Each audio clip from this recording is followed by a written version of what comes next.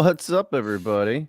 I was gonna say hello to everybody that one person that's watching live on LinkedIn, but I'm gonna say we're pretty much all gonna be on YouTube here. But what's going on, fellas? Hey, how's it Hey, going? hey. What's going Glad on? that song's over. I thought it was John Bon Jovi coming in that time.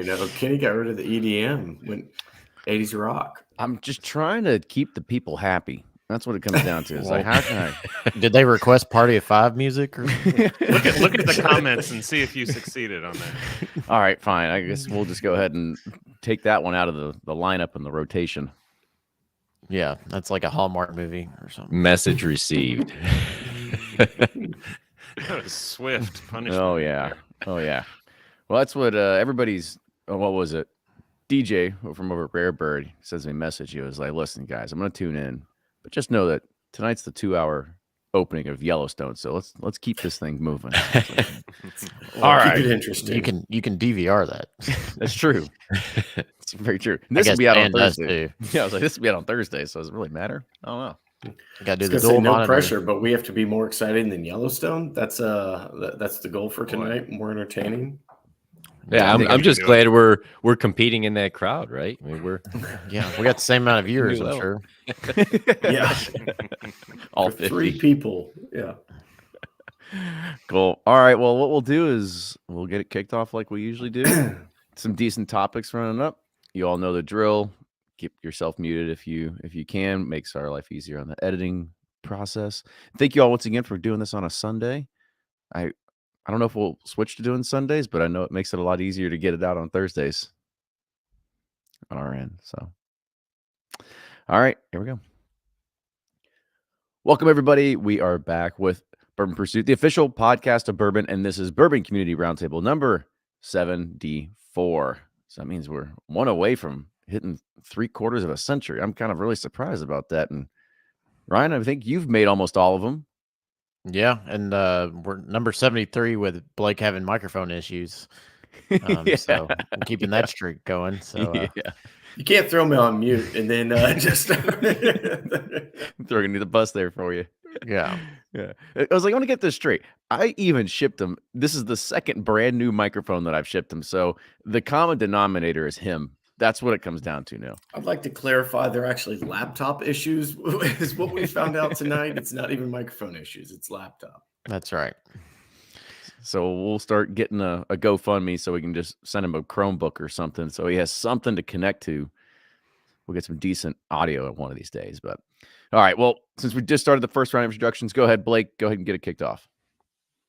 Yeah, I'm Blake from Bourboner and Sealbox. Good to be on number 74. So that's 74 in a row for those counting at home. But yeah, thanks for having me, guys. Yeah, I like Matt Cusick. He says this guy runs a website from a Dell 1230. Maybe it doesn't know it's an old school piece of equipment there. Good thing Shopify is there for you. Makes old Shopify comes in handy. That's for sure. All right, Brian. Hey guys, happy to be here on a Sunday night. I guess this is our Thanksgiving episode. We got that topic there later on, so excited for this. I'm getting excited for the holidays too, so happy to be on here. I don't know if I'm getting excited. What about you, Nick? Are you getting excited? Yeah, a little bit. We just went through the figuring out exactly what we're going to do for Thanksgiving and Christmas. That's always, so many competing things. But yeah, I'm excited. Good time. See a lot of friends, see a lot of family.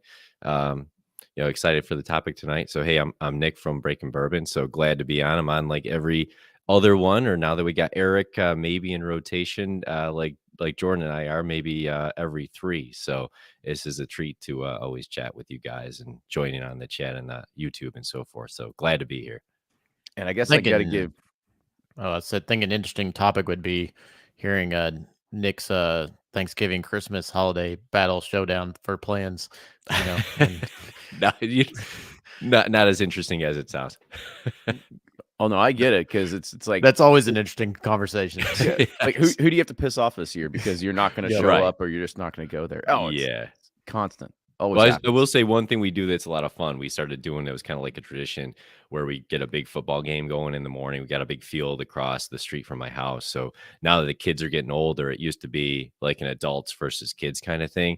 But now we all kind of show up and there's like 30 kids. So they just start on their own. The adults are all like, yeah, we don't got to worry about twisting an ankle or like running around in the snow. It's snowing here, by the way, right now in Syracuse. So we just kind of hang out by the side. That's when I'll start bringing out bourbons and hot chocolate and stuff like that. So that kind of kicks off like early in the morning. So we got a lot of neighbors and friends that come over and everything. So it's a lot of fun.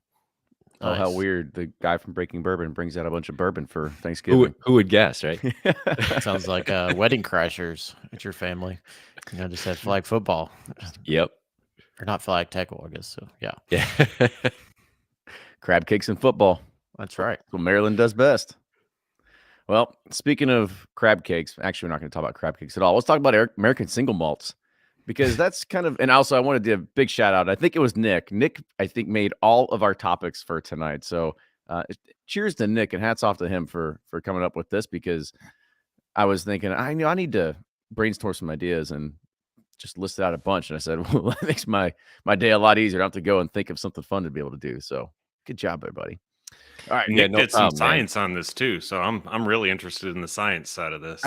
I don't want to set anything up. I mean, literally, my kids were on the TV playing video games. I was on the couch on my phone. That came through. I was like, I got a couple ideas. I fired them back. So it wasn't like a whole bunch of research or anything like that. Just stuff that was kind of on my mind here and some stuff we've been talking about over here, Breaking Bourbon. So glad it worked out. Would you like to lead? Not necessarily. You guys jump in, man. Go ahead. I mean, it's your topics. If you want to go ahead and talk about it, just I did take not it over. prepare any more than what you saw in the chat. So All right. I'll go ahead and I'll do my best and wing it here. So our first is talking about American single malts. And that's because they've been making a lot of noise recently. They have their own designation now and some legal wording behind them. And there's a lot of great distilleries out there. I know we get some stuff sent our way to be able to do reviews and stuff. However, we have to look at where is this heading? Is this a trend that we see bourbon geeks that are going to start latching onto it? Or is this something that is more along the lines of how do we compete or how does America compete with the Scotch category? And since Nick, you had the honor of talking about this, I kind of want to let you to go first. all right. So yeah. So I think single malts kind of been on my mind a little bit more.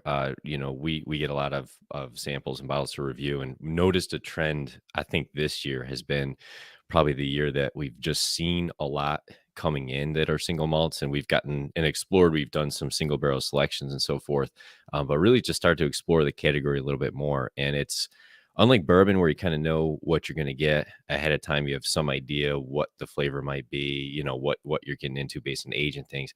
Single malt does not seem to be that way. It's unless they say it's peated, you kind of have some expectation there. Otherwise, it seems like quite a range. And so what was interesting is now that they've, back in, I think it was July, they proposed regulation. So where it's been operating under just whoever decides they want to call it a single malt can, they've come out and said, hey, the DTB has proposed what that regulation would be. It's going to be an actual classification, actual category in the code. And so we're looking at, this is now something that obviously people are behind, people around the country that distill are behind this. I think I want to say it was Westland, a guy behind Westland out in like Seattle, I think, is one of the guys that's spearheading some of this. So you're seeing some of these big distilleries that have focused on single malts, really want to solidify the category. One of the things that I think is interesting, and I'll kind of turn it over. I don't want to talk too much about it, and take the floor from you guys, but is that where bourbon, you have this kind of, Kentucky bourbon, it originates there. Yes, it's made other places, that kind of thing, but you've got a central kind of like culture that's really, embraced Kentucky. And if you visit Kentucky, it's just bourbon everywhere. And that kind of like it cycles like that. You really get that, and that spills over to other areas and things like that. With American single malts, you've got like where does it center? Not really a center. Why would I drink this and not Scotch? Do I even want to drink this? So it's a weird kind of almost uphill battle in a way, where the category is not really defined, but it's very open. And so you've got like distilleries regionally kind of spearheading and saying, hey, we want to really be the owner of this, this type of category as what we do at our distillery. And we want to take that and that's going to be our bread and butter, or it's going to be something extra we do. So I find that really interesting. And I'm curious to see where it's going to go in the next 5 to 10 years as this kind of progresses out, because it doesn't have that kind of like momentum that bourbon had behind it and central, Kentucky feel that the bourbon has. So that's my initial take. No, that's a good cake. Go ahead, Blake. I know you wanted to chime in there. Yeah, I don't know. I feel like we do talk about this some, and it does get brought up a lot in the whiskey world. But I mean, I think it's just going to be a really tough battle. I hear a lot more bourbon guys talking about tequila nowadays than I do talking about American single malt, and I love the category. I think it's a fantastic one. We've got the commission who's like pushing it forward, and I think there's 8 or 9 distilleries that are a part of that. But at the end of the day, I think it's just going to take a whole lot longer, and I think it's just going to be a much slower build. Like with bourbon, we saw, it just took off. And while it was a slow build in general, it just seems like over the last 4 to 5 years, it's just gone crazy and it's everywhere. And I don't know if I see that on American single malt, because it's like if you're an American whiskey drinker, you're probably going to go to bourbon, and if you're a single malt drinker, it's probably Scotch. I mean, that's still kind of good news, because I think that means there's still a ton of incredible product that's out there and available and affordable and all these other things. But I just think it's just going to be a much slower build than even we think about it. Yeah, I kind of wanted to. I want to agree with you there a little bit. I feel that the American single malt category is still it's very infant. We know that, but I think it's a very small subset of what it is, because here's the thing is that you're going to go and you're going to try to play against Scotch. You're not truly playing against bourbon. I mean, anybody that's here, and you got all the bourbon players playing against each other, but you're trying to go against Scotch, which that already has a massive foothold on the entire industry. And just like anybody that's new that tries to take on one of the big boys in bourbon, well, you've got to go against efficiencies, and you've got to go in stock and time and all these other kind of things that they have an advantage of. And so they can essentially, I mean, this is the whole reason why craft distilling is just now going to start catching up, because if you're going to try to put this out, I mean, gosh, what most scotches are like at the low end, 8 to 15 years. At the high end, you're looking 30 plus.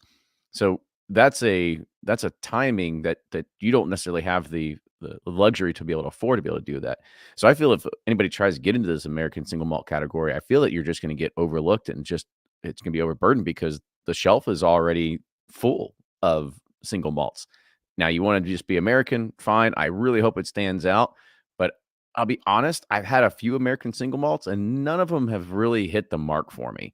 Maybe it's because we're Bourbon Pursuit and we're sweet corn guys, but for me personally, I just haven't found one that I'd sit there and go, oh yeah, I would drink this maybe once a month. I don't even think I'd say that. Yeah, I definitely think where American single malt can really shine is like in different regions. You know, it's going to be hard for it to be America's drink, because bourbon is already that rise probably number 2, then Miller Lite's number 3. But I'm just kidding. But I think it's going to be really hard for it to ever be on the same scale as the other 2 whiskey categories. Hell, rye's not even nowhere near what bourbon is. I think it's only 30% of what bourbon does per year. And I mean, I've had some single malts. I mean, they're fine. Like, I am, full disclosure, Bardstown, Central Kentucky, corn, raised on sweet corn my whole life. So, I mean, they are fun and interesting. I just think it's going to be so regional. I think, it seems like in the Northeast and the Northwest, it seems to be popular there. Texas has kind of had their, with balconies and whatnot, some malted stuff that's worked well there. I think Kentucky and Tennessee and Indiana, kind of these regions, Virginia, whatever, they have such a perfect climate for bourbon and rye production, whereas other climates in the country can't really replicate that. So they can kind of pivot and do American single malts and kind of make their own spin on it. Whereas they try to make their own bourbons, they're not going to be able to compete with the players in this region. So I think single malt gives them creative outlet to kind of compete, to have something to offer in their region versus trying to compete with the standard American whiskey offerings. Ryan, since you're an agricultural person, and maybe it's me not knowing this as well, we know that corn grows pretty damn well in this part of the area, and Yep. well as a lot of parts in the U.S. What about barley? I mean, is that a typical a crop that doesn't grow well in certain areas? Definitely doesn't grow well here. And ironically, rye doesn't grow well here either. But corn grows great here. Winter wheat grows really well here.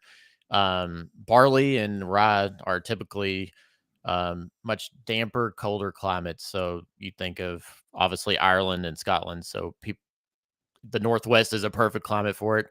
The northern countries like Montana, North Dakota are perfect for it. Minnesota, and then over in upstate New York and those regions. So that's why I think American single malt will be good in those areas, but maybe not so much elsewhere. Just because it seems like distilling is kind of a regional thing based on what grains you grow well there and what thrives in that climate, and that's kind of what bourbon is really shined here because the climate's so perfect for it. And on to piggyback on that, I'm wondering too about how long it ages. I mean, is it bad for single malt to age here with the temperature variations that we have? And is it better in the cooler climates like Scotland, where you can age it for 32 years? You can't age anything for 32 years here and come out with something decent. So is that going to be an impediment to the category? Whatever. I mean, there's 100 impediments to it that I see. But not everybody likes bourbon, so more power to them. I mean, I hope it succeeds, but I had seen an earlier comment from Matt. First it was going to be rum, and then it was going to be rye, and then it was going to be tequila, and then it was going list the next big bourbon thing, and they've all kind of faltered. They've had their degrees of success, but do you all remember when the Parkers came out and everyone's like, what the hell is this? I mean, Yep. that's our initial reaction to single malt. So it's kind of starting in a hole when you're a bourbon fan anyhow. Yeah. Yeah, They're already behind the finish or behind the starting exactly. gate. Yeah, Exactly. I know. That's where I think to Ryan or to Ryan's point a little bit about it being regional. I think that's kind of the winning formula. It seems like a lot of Northwest states it's picking up, and they're bringing people in. They're not going after the diehard bourbon drinkers. They're going after kind of the new whiskey drinkers, and that's where I think it could get really interesting if it's more of a regional thing rather than just, hey, we like the Parkers. It just didn't make sense, I think, to a lot of people. So I don't know. It'll be interesting to watch over the next few years. That's for sure. But I mean, we even saw that it's going to start picking up trend. What Jack Daniels just announced their single malt last week, even though that was, it was also re-aged in sherry or something like that too. So perhaps everybody's going to start playing in this as just another one-off, something else to have in the repertoire. I mean, as you guys had hinted at already, it's like, well, just make another product for somebody else. You already have the equipment there, so you might as well just go ahead and make it. It's not like it's a whole big investment into something else. It's just the same exact grains, just 100% of them, and the same exact process. And you're right. Maybe it's a different type of barrel. Maybe that barrel has to be stored in a different part of the warehouse. So that's got to be all the lower levels or something like that. But it's definitely interesting to see exactly how that's going to start coming out. And maybe it's because of the weather that, the American single malt category, you could actually have better products at a younger age, or maybe just be able to release products at a younger age because you don't want it to go over 4 to 7 or 8 years. And instead, you're not waiting the typical 15 to 20 or anything like that. And just a kind of point of clarification too, I think Rare Bird brought this up in the chat too, but so single malt is American single malt as proposed is 100% malted barley, but there are straight malts. There is straight malt already, which is I think it's 51% barley, and then you have the other grains and requirements, so forth. So kind of a separate line on that, but my thinking would be that many people probably will not note that difference per se. I think when you just see malt and you see malt as the present name on the bottle, I think most are going to look at the two kind of the same unless you really start digging into details. And what is interesting is it does seem like those that are making them are people, distilleries that are interested in the details. So they seem to really like to share the story of what they're doing. And typically what they're doing is unique and different and interesting. So they seem to be very involved in that, where the kind of straight malt category, I think what Woodford has is straight malt. The straight malts have been out, they're around. I don't know how well they do. I ran a quick poll on Twitter like 4 hours ago. So far, a quarter of people seem to be actually interested in single malt, and the rest are either undecided or don't want it. That's what your sign said. I was waiting for. I was waiting for those results. Well timed. And I mean, how far off brand is a single malt for Jack Daniels? I mean, doesn't make sense to me. I'd rather see it from some craft brand in the Northwest or Northeast than from Jack Daniels. I don't want a malt from them. The The only interesting thing is, oh, sorry. I was I just was saying, I gonna think the plays. Oh, God. Damn it. Go. I was going to say the interesting thing is that even though Jack Daniel's just released theirs, this was 4 years in the making, even prior to this conversation.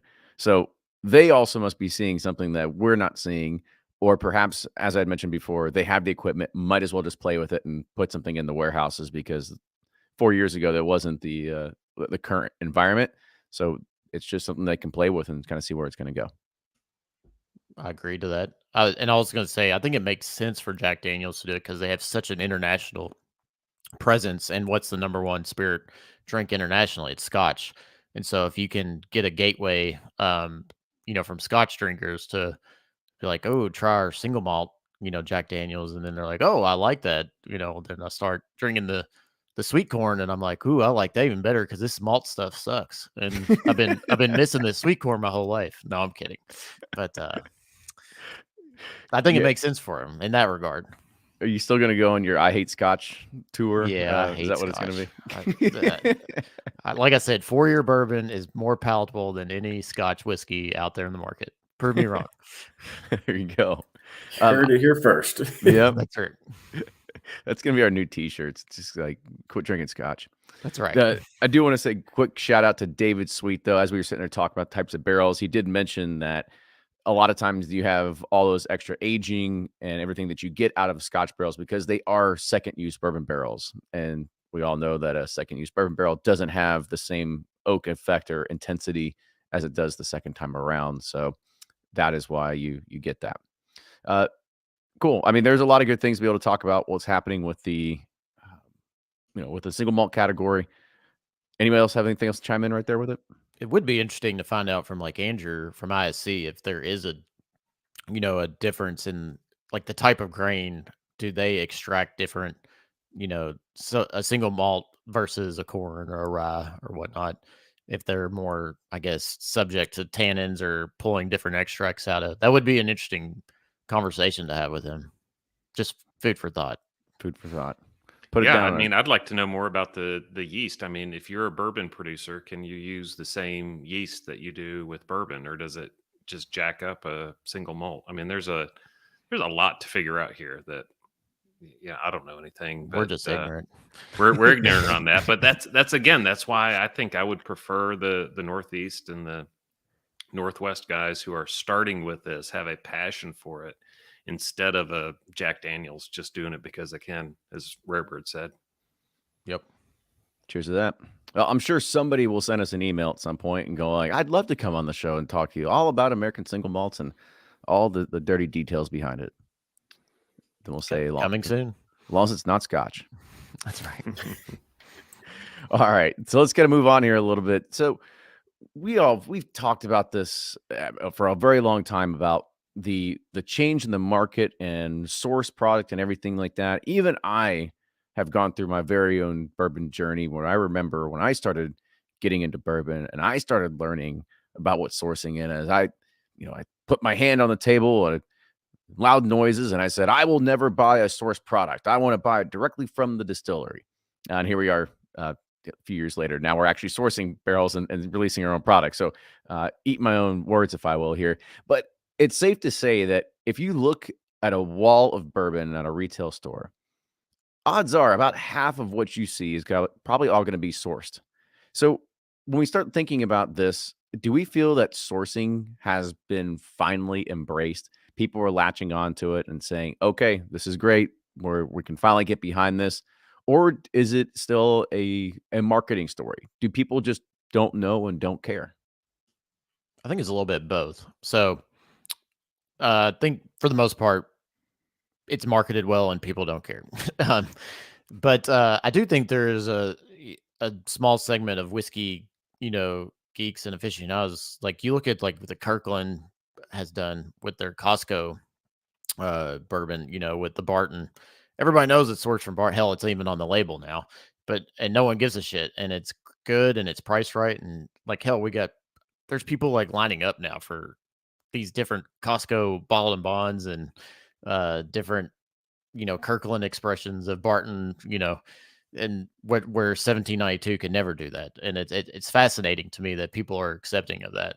And two, the squib juice is like sought after more than I would ever imagine. I mean, that's still one I'm trying to wrap my head around because it's literally, you know, 2 or 3 mash bills that are identical. And I know everyone can say this person, that person, this does this or that, or blends or picks this, but it's like, I mean, if you can't get Smoke Wagon, go get Penelope. You can't get Penelope, go get Nulu. If you can't get Nulu, go to the 70 other ones out there, and it's but people love the squib juice, and that's one thing that when we first got into it, we always snubbed our nose to it, and it's fantastic whiskey and people appreciate it now. So it's definitely, I think, changed. I think it's half and half. People don't care, and I think people do care. So that's a dumbass answer, but that's what I think.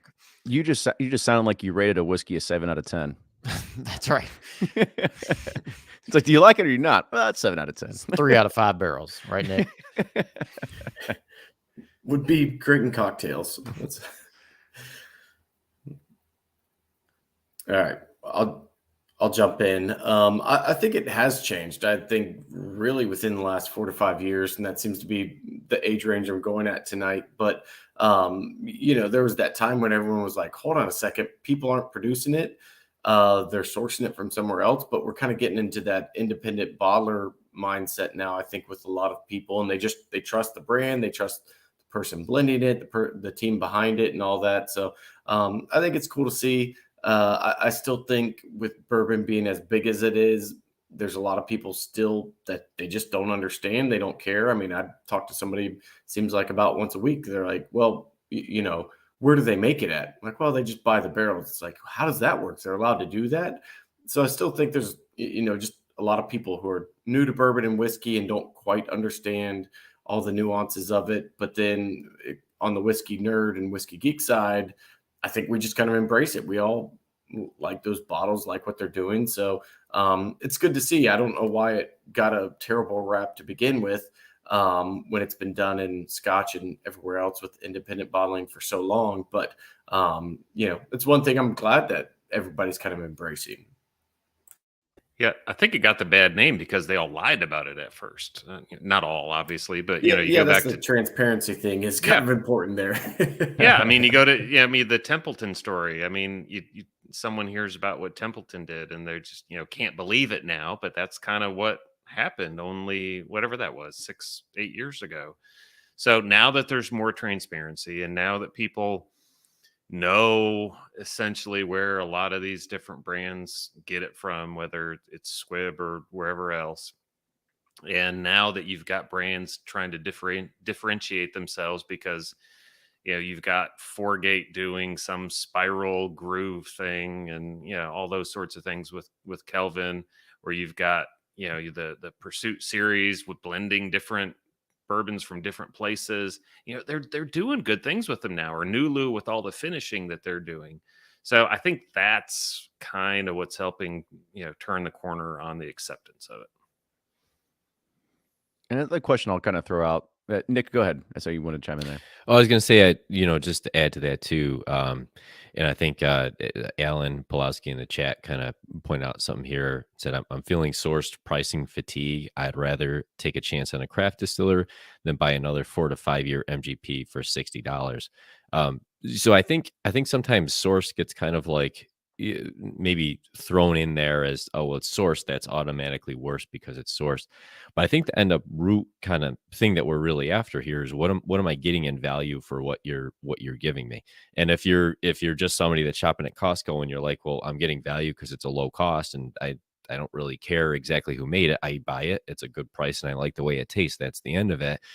That's one consumer. But as you get into other consumers that are looking for new products, looking for, want some value for what they're spending, and you're seeing just an onslaught of new products. And then you kind of dig out and say, well, there may be many of them coming from the same place, and maybe many of them without much added in between what that is, other than cost. So I think it's that differential of just simply, what are you getting in terms of value? When you look at some of these like Penelope, like Smoke Wagon, these, for example, you know where it's coming from. When you look at barrel, you don't know exactly where it's coming from, but you know what goes into blending it. For example, you're seeing that there's a lot of value put into that product at the end of the day in the market, and it makes sense and people get excited about that. I think it's when people don't see the value, don't feel it, and if maybe a product that's like priced for the enthusiast and aimed towards the enthusiast but isn't able to back up what the enthusiast wants. I think that's where you get into that kind of sticky point, and you start to say, oh, well, it's because it's sourced. And I'm not sure that's really the problem. I think it's more that you're not really giving me what I want out of this product. And that kind of is the first thing somebody might peg as the issue with it. Are you saying, Nick, that what are you not getting out of it? Is it not because it's the same thing over and over? It's some other 4 to 5 year stuff. Do you need to finish it? Do you need to do something with it to make it justify the price point you're talking about? I'm still kind of trying to gather my thoughts here with what you're Yeah, saying. like adding that value, for example. Like, for example, Penelope 4 grains. So you're getting something where they're actually going through selecting barrels, trying to, find it and make a good blend in that case. You know, barrel craft spirits, for example, the effort that goes into, blending, everything they do, of course, is sourced, but the effort that goes into that and goes into blending is tremendous. So when you see that value, that makes sense. When you think of some of the, say, newer off brands that, and I'm even trying to name some, but none come to mind right now. You might just see, yes, it's just 4 year MGP, and you go to the website, you can't find anything, you can't figure out anything about this product, for example. So you're not getting what you want from it. So really, what you see is what's on the label. All right, I got 4 year MGP. I don't really know much more beyond that, though. The brand's not really digging into what they've done to add any value other than buy it, bottle it, and sell it to me. Is that?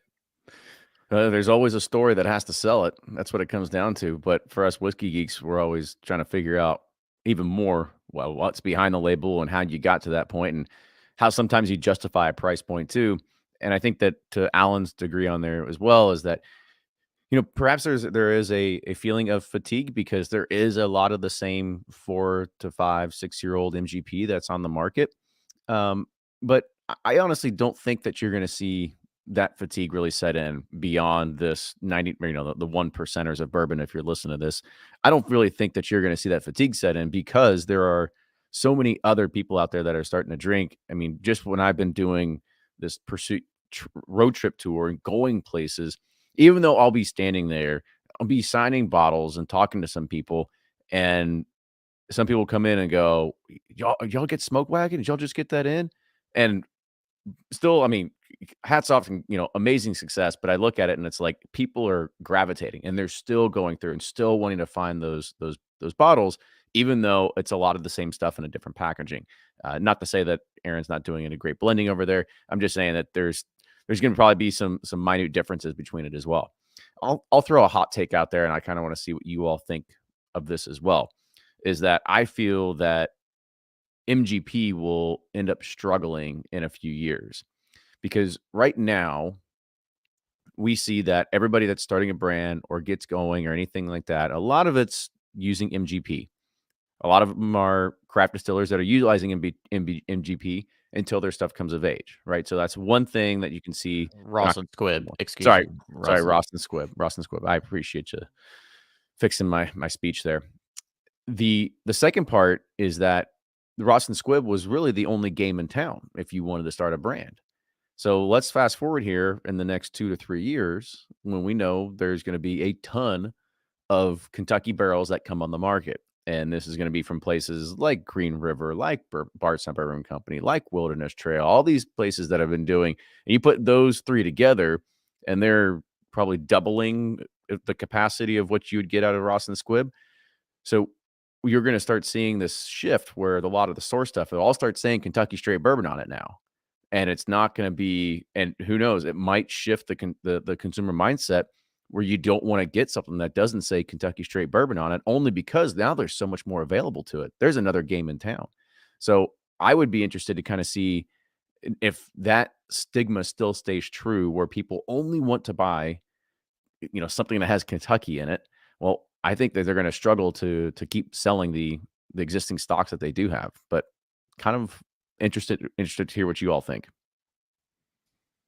I love this take.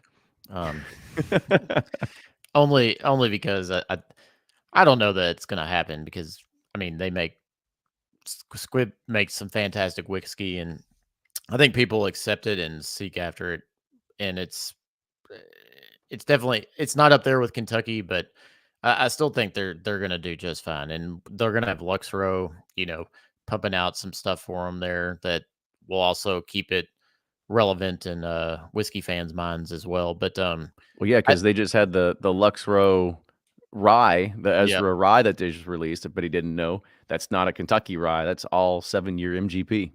Yep, and we knew that wasn't going to take long. But yeah, Bardstown Bourbon Company, our oldest barrels there, are about to turn 6, and they are incredible. Like, Squibb juice is good, but at 5 and 6, it's still this like very spice forward, nutmeg, like very spice heavy. I mean, you might get some rarity in there, but not, for the most part. It's still just very like big spice bomb. Sorry, I'm Bardstown- going to jump in and just say I second that, because I've had them recently. So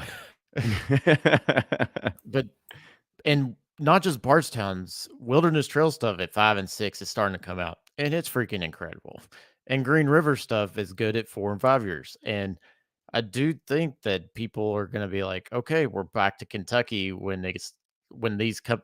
I think Bardstown Bourbon Company, when they release their Origin series, will be a game changer in the perception of sourced whiskey brands. I just think the quality is going to be on par, or not, if not better than Ross and Squibb, and it's really going to make people turn their heads. And I think people will start to chase after those Bardstown and Wilderness Trail brands versus the other.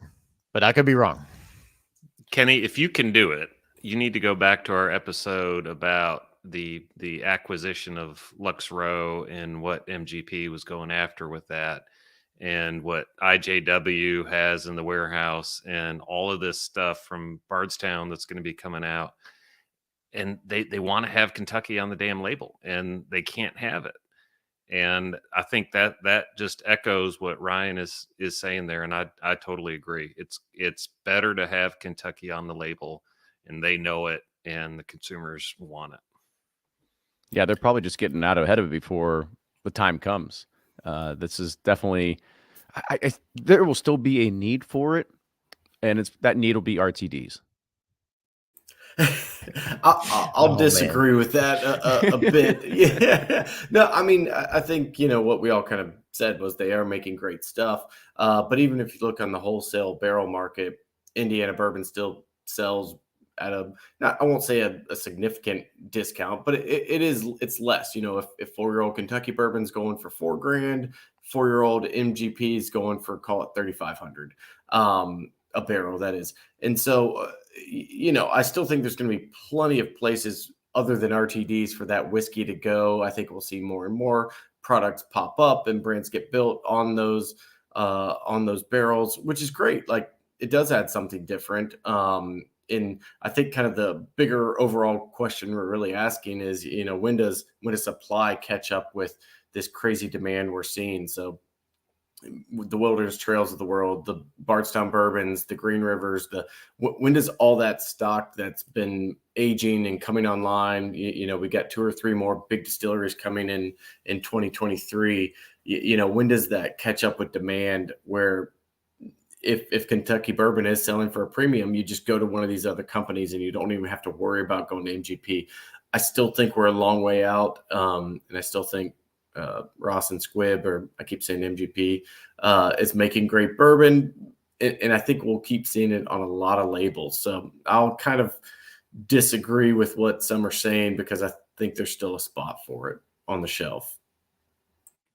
And I might also question a little bit too if, I think it was it Old Louisville who, and this is maybe the opposite effect, where the name of the brand is Old Louisville, but then it was sourced from MGP. But let's say you're a producer that's located in Maine and you source Kentucky bourbon. Now you're going to put Kentucky bourbon on the label, but you're kind of like, yeah, but I'm in Maine and I'm trying to tell that story too. I don't know that you've got a little conflicting issue there where, what is the message where did they want to kind of prominently show that, or are they going to focus on maybe their own story a little bit? And the fact that it is Kentucky bourbon isn't as important, in that brand messaging. And then take that another layer too with, finishing and other things that are going to happen, depending on what the focus is. I do think seeing, like, if you just see a 14-year-old and it says Kentucky bourbon, immediately it's got your attention. There's a lot of value there. But I think there's a lot of room on the outside of that too. And I think there's only so much you can do if you aren't really located in Kentucky and don't have that, kind of to your story too. Yep, very good. I want to make one comment that, because Blake was talking about supply and demand, and I was, because obviously, as with me and Kenny being in this game, we're always concerned with that when you're laying down thousands of barrels a year and going in debt up to your eyeballs. But one encouraging thing was this Campari deal. Them purchasing Wilderness Trail, I think, is a huge deal for still how bourbon is going to grow. It was the first company that already has, a significant international presence say, we're going to invest in Kentucky bourbon. And I think the goal, and, Shane sent Kenny that email, the goal is not, to grow it domestically, but I think it's the first time a company's positioning it saying, we are going global with this. We haven't really had a brand here, like we've tried to pin down Heaven Hill. We've tried to pin down others to be like, where's all this demand come from? They keep saying it's domestic, domestic, domestic. And they were the Campari purchase really like solidified for me that bourbon is going to grow and go international, which it is still lacking very much so right now. Prestige worldwide. That's right. Yes.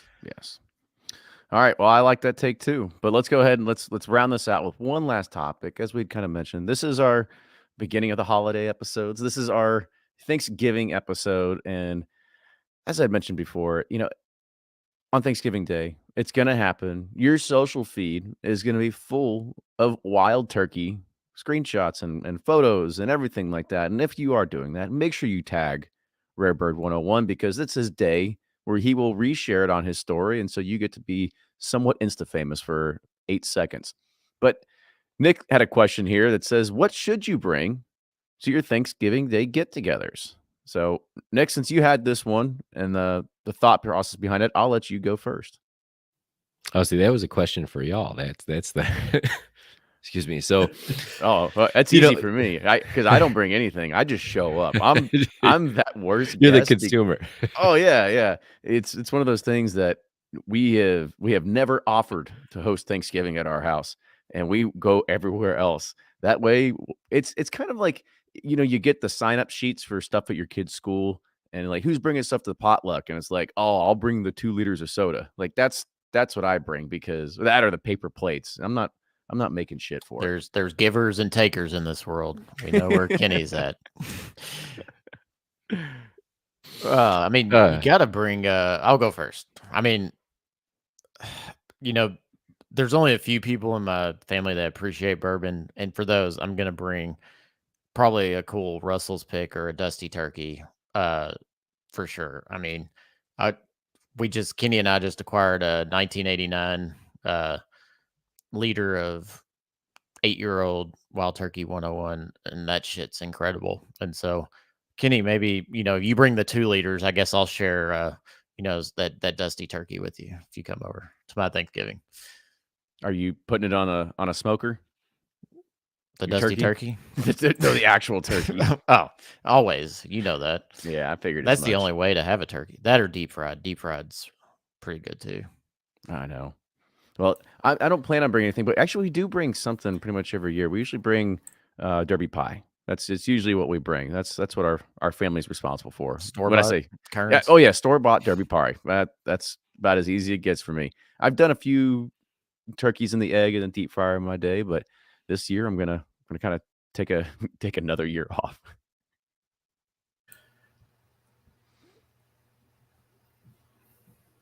I'll go. Okay, I wasn't Yeah, sure you if got it, Blake. Yeah. I'm like, am I I stalling saw you out on here? mute. You got to go. Yeah, I'll go. So I think you got to bring a mix. You got to bring for the Instagrams. You got to bring a wild turkey bottle. Something dusty is always good. But I don't know if everybody's family's like mine, but you want a bottle that you don't care if it just gets crushed. And then you may want to save something back for the people in the family that actually know something about bourbon. So you can do all that under the Wild Turkey brand, which is an amazing thing. But yeah, usually, just 101, just nice 1.5 liter of 101, and you throw that out there and see who bites on it. And then, maybe you have that dusty bottle sitting in a bag somewhere else in a back bedroom. But this is going to be my hot take of the night. I typically only drink red wine, I feel like, at Thanksgiving dinners. So I'm not huge with bourbon and food, but afterwards, you start diving into that. So yeah, but you got to have a mix. Bourbon Pursuit makes a great wine tote that you can carry bottles in, and I bring that everywhere. It's constant advertising. That's what we need. Is it okay if you bring wild turkey honey or long branch? Is that acceptable in that No. family? Extra mesquite. I was going to say Long Branch is, don't hate on Long Branch. That's I'm still a fan. Still a fan there. All right, so I agree with Blake that you gotta adjust for what the family starts expecting a little bit. So it's gone up in proof, it's gone up in quality. I've been the one who's had to bring bourbon for probably now 10 years. I get looked at as the source for whoever is bringing bourbon. So with all respect to Jennings, yeah, there'll be a bottle of Russell's Reserve coming along, but the one that I pulled. And to get back to Kenny's comment a second ago about marketing, ended up with a rare character pursuit. So now that the tastes have improved of the family, I got to go a little higher proof. I got to go a little more unique. How many years in a row can you bring a turkey or even a dusty turkey or Russell's Private Selection? Still bring those, but you got to go off character a little bit. Can I say that with rare character? But bring something different. So you got to introduce the family to something new and expand their bourbon horizon. So that's what I'm going to be doing this Thanksgiving. Like a bottle of Pursuit United. That sounds perfect to me. Perfect. And I think, to your point, Ryan, and if I'm at my house, we host probably every other year. Everything's here. I try to introduce people to as many things as I can. But one thing I do kind of forget about a lot that I've reminded myself of recently is that, like, many people who don't drink bourbon, and I have found those, like Wild Turkey American Honey, that is a good example. I got my sister a bottle because she never drinks bourbon, and now her and my mom are kind of like, oh yeah, we're kind of into that. So that was a holiday like probably 2 or 3 years ago, and now I noticed they're actually buying bottles of it. Whereas my brother-in-law in this case, he's now trying a lot of different things. So we're expanding range in that case. So that's what I tend to forget, is that person that, isn't going to care about the high proof stuff or, the real exotic stuff. And it's just somebody that's like, all right, just tell me a little bit about what bourbon is, and then give me something that's not going to just kill my palate. And of course you go up from there. I mean, that is the service that we all have grown to know and expect now, is that since we are the bourbon people in our family, you must bring at least 6 or 17 bottles with you so they can explore everything. And then you have to look at your uncle as he opens a big bottle and he starts putting ice and mixes it with Coke or something like that. You're like, well, say la vie to that one. Yeah, I've learned that mistake. I'll say these ones you can mix. This one you can drink with water and ice, but that's it. If you're gonna mix, use these ones, because I've had the relatives definitely take like a 17-year-old Willet, pour it in, and Diet Coke on top, and you're like, oh, don't want to be a dick, but I'm going to be a dick. Dings. But you just die a little bit when that Yeah. happens. It's like, oh, I like Blake's hide it in the other room, like put it in like a non-discreet bag, just like hide it under the coats in the bedroom. That's what you got to do. Sneak people in, you know. Smart move. Smart move. Let's go ahead. That'll round it out. So, fellas, another great show in the books. Number 74. We'll be back next time with 3/4 of a century. So I think what we learned tonight is don't invite Kenny to your Thanksgiving. that's true. Well, I mean, you He's can gonna show invite up me. empty-handed, eat all your Yeah. food, drink all your drinks, Yeah, and I'll probably talk about you bad on the podcast. I'll critique if you're like, it's still a little dry. You know? You probably should have brined your turkey maybe just a few more hours longer. He's going But to bring yeah. you that, nothing in RTDs. That's about it. Yeah, that's what I'm good for, man. From MGP, Ross and That's Spirit. right. That's right. Yes.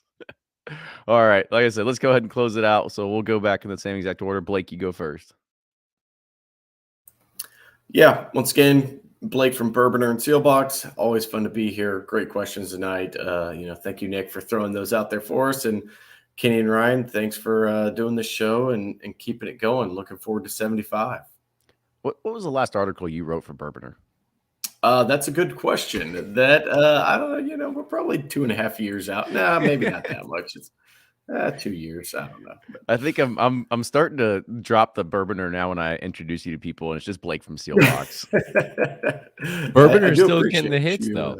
Still Does getting the it? hits, though. Yeah. There we it gets go. All hits. that evergreen content, the poor man's Pappy paid off in the end. Who knew? I think his last article was something about hunting for Blantons.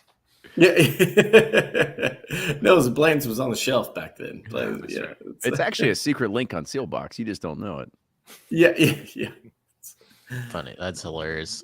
Yeah, I had a send me an friend email. I had a friend come over, and my other friend was like, "Hey, I got your bottle of Blanton's for you." And I go, "Of course you did, you Jersey chasers." It's like, I don't know. I don't know out there, but anyways. All right, Brian. All right. Thanks again, guys. Happy to be on number 74. Looking forward to 75. Brian with Sipping Corn, Bourbon Justice. Nick, thanks for the questions. And Kenny and Ryan, thanks for running the show. So we're here for it, man. And Nick, close us out. Yes, Nick from Breaking Bourbon here. Great chat always. Love the YouTube chat too. I mean, just awesome comments through these. But great seeing y'all. Find us on all the socials at Breaking Bourbon. And cheers. Looking forward to the next one. For sure. Well, once again, thank you all for coming on. Have a fantastic Thanksgiving if we don't talk to you before then. But with that, cheers, everybody. We'll see you next time for Community Roundtable number 75. Cheers. Doodles. Cheers. Nicely done, guys. Yep. Good That was stuff. quick. Good. Always fun. It's like there were no mic issues at all. It's It always works out. Oh, man. What's And our whenever you budget did for a that, computer? Whenever you did that first time, it was like Alvin and the Chipmunks. I think Ryan who said that. It was Yeah. bad. I Who think it was knows? Nick I don't said know. that, yeah. That's a filter. It's This, the yeah. Guess I could just throw this out of the way because I don't even know what it's going through at this point. I guess maybe my camera, but I know my computer doesn't have a microphone on it. But What's well, all the new chat- laptop by next roundtable, huh? What kind of computer do you have? I don't know, just one of those like computer types. It's Asus VivoBook. Gotcha. Something to say. I was High- like, high end, for this somebody who you got a few different businesses around you, I figured you'd be like all decked out on something. No, I just buy a new one like every 6 months. It's beat I the didn't hell know out you of could it. deck out on I mean there's like, Mickey Mouse sticker on this thing. There's probably maple syrup somewhere from working at home. There's maple syrup stuck in your USB port. That's the Yeah, problem. kids probably what like it body is. slammed it, I'm sure at some point exactly this what it weekend. was. So yeah. The dang daylight savings time's throwing off my early morning getting stuff done on the weekends. It's like kids are coming down Oh, at 7 yeah. a.m. I'm like, what are you doing up? Like 6:30. Like, nah, we're good. We're gonna come in here now. Oh gosh. Go lay on the man. couch. Yeah. Oh yeah. What's everybody got going on next week? There's a small chance. I don't want to I'll throw be it in out town just tomorrow. yet. I could be in Kentucky Tuesday, Wednesday. I'm not sure just yet. Of Thanksgiving But go ahead week? and no, next week's not Thanksgiving, right? Next you week saying is. this Or you coming? mean this week? You mean? Oh yeah. This Tuesday. Oh, like in a day. As in like Yeah. the 15th. Oh, yeah. Yeah. 15, 16. Choose your day. Go ahead and clear schedules. We'll see what happens. I will be in Syracuse where it's snowing. But Hey, it snowed here. It Sorry, snowed next here, day. yeah. Yep. y'all It got snow did? too. No Yeah. shit. Whew. It almost snowed in Jacksonville. It was like 67 degrees today. Yeah. Oh heavens. Oh heavens. We didn't see the sun for like an hour. Yeah. Dang hurricane brought the cold weather. Who knew we could get a hurricane in November? That was also news. Yeah, Yeah, y'all did pretty okay late. through that, Blake. Yeah, we were fine. I was actually at my office. I was like, it's pretty windy, some rain. They start driving home, and it was all this flooding. Like there's some houses near us that got hit pretty hard, but yeah, we were fine. We're not on the water, so we nothing was close to us. But yeah, if you're on the water in Jacksonville, the river at least, I think when they come up the Atlantic, they like just push all the water up, and so that then it hit at high Floods and tide stuff. and all the Swells. rain and Yeah. Mhm. just all the fun stuff. But yeah, Yeah, we get a lot of snow. Y'all get like those catastrophic storms. So I complain about the snow a little bit, but then I'm like, we don't have to deal with that. So yeah. I don't know. I'm kind of on the fence of which one I would take. Actually, I'm not a huge fan of the cold, so Me I'll neither. take a hurricane Move every to now and then. Kentucky. Yeah. You get all the weather here. That's You right. get a little tornadoes. Plus you the get a little bit of tornadoes. everything. Yeah. Yeah. That's one good thing we don't have usually. Light flooding. Yeah. It just depends where you're at. So you'll be in Tuesday. Tuesday, I'll be at Green River. But What are you doing? You picking? trying out some. Well, yeah, I guess kind of. Just Actually, they still See if owe me the, a private barrel. See if New see company. if the Alan Jackson Sorry. whiskey's ready. Yeah. Tastes Hold like on, a is he 90s doing- country song. like Chattahoochee's Hoochie Coochie. His tagline is "Tastes like a '90s country song." Is that what it says? That's No pretty way. good. I'm not I gonna like lie. that. I'm a pretty big Alan Jackson fan. That was so when I country would was buy good. one. hmm No, it's still good. There's plenty of good country out Yeah, there. there is some. It's not Florida Georgia line, but I know they're the best, and I hate that they broke up. You're right.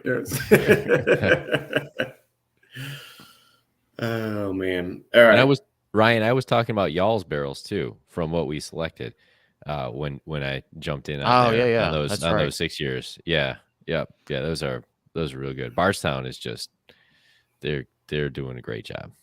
And Yeah, they're aligned with like premium brands. I mean, they're definitely they know what they're doing. yeah, I'm Well, excited for them seems to like there's release a it. lot more people chasing their distillate. Like anything that comes out with more and more of their stuff, people are excited for. So Yeah. I think we're going to see that one be a big kind of whiskey nerd cult-like following just whenever their own distillate comes out. It's already out. We're already using it. I know. I'm saying We're like, using but, we're like, using everyone's distillate solely- before they do. yeah. Sagamore's, BBC's. Oh, They'll get all the hype. We won't, even though we were the pioneers that used it. Time for that, those single barrels.